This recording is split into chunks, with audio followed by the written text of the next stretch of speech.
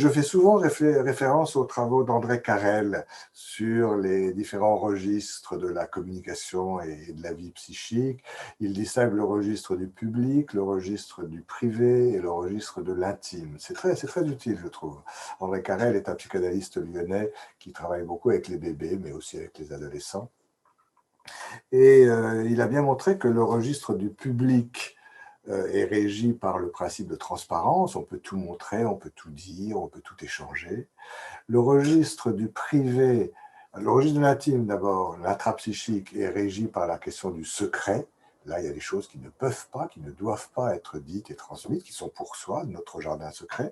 Puis entre les deux, et dans l'espace professionnel, c'est très important, il y a le registre du privé qui n'est régi ni par le principe de transparence, ni par le principe du secret, mais par le registre de la discrétion. Et c'est toute la formation professionnelle, d'ailleurs, qui doit travailler cette question de la discrétion pour qu'est-ce qu'on peut échanger au sein des équipes, jusqu'où on peut aller dans l'échange de matériel entre nous.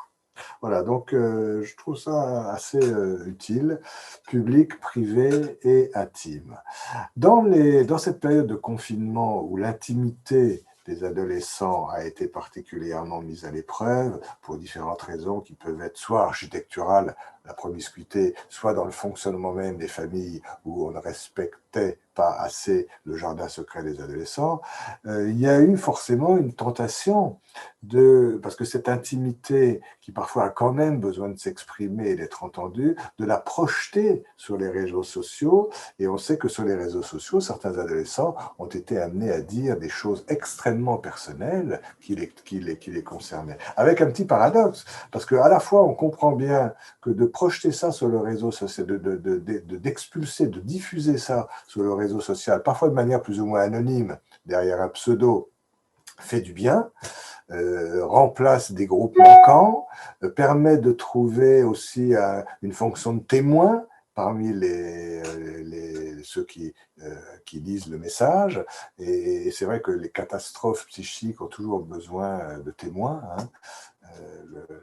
L'existence de tiers témoins atténue un petit peu la souffrance des expériences psychiques difficiles, mais en même temps, envoyer ça sur les réseaux sociaux de manière anonyme et rendre public son intimité a quand même quelque chose de paradoxal.